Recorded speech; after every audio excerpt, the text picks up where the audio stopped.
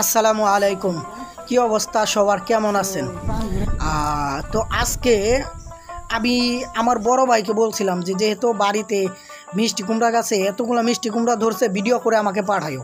যদিও আমি বাহিরে আছি, কিন্তু আমরা প্রবাসে থাকলেও দেশের যে একটা ভালোবাসা, মাটির মানুষ, তাদের যে মাটির একটা গন্ধ সেটা পেলে আর ফসল দেখলে মনটা ভরে যায়। তো এটাই হয়েছে আমার ক্ষেত্রেও।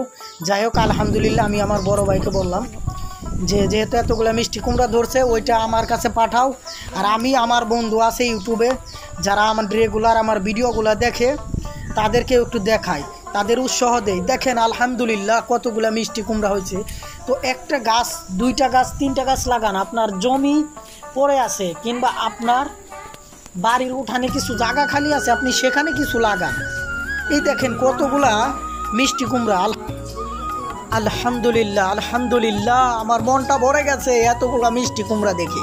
তো আমি সবাইকে বলবো, যারা আমার সাবস্ক্রাইবার আছেন, ফলোয়ার আছেন, আপনারা চেষ্টা করেন ভাইরা, আপনার প্রতি জমি পড়ে আছে, বাড়ি উঠানে জায়গা পড়ে আছে, আপনি কিছু লাগান। আপনার ওই জিনিসটা ক্রয় করতে হবে না। বাংলাদেশে যে আপনার জিনিসের দাম, কাঁচা বাজারের দাম, তো সবাইকে আমি বলি বন্ধুরা, আপনারা দেরি না করে আপনার উঠানের জমি যেগুলো আছে কিংবা আপনার উঠান খালি আছে সেখানে কিছু লাগান। বাংলাদেশে যে বাজারের দাম, তো এই কারণেই আপনার অনেকটা বাজার সদায়ের ঘাটতিটা মিটবে।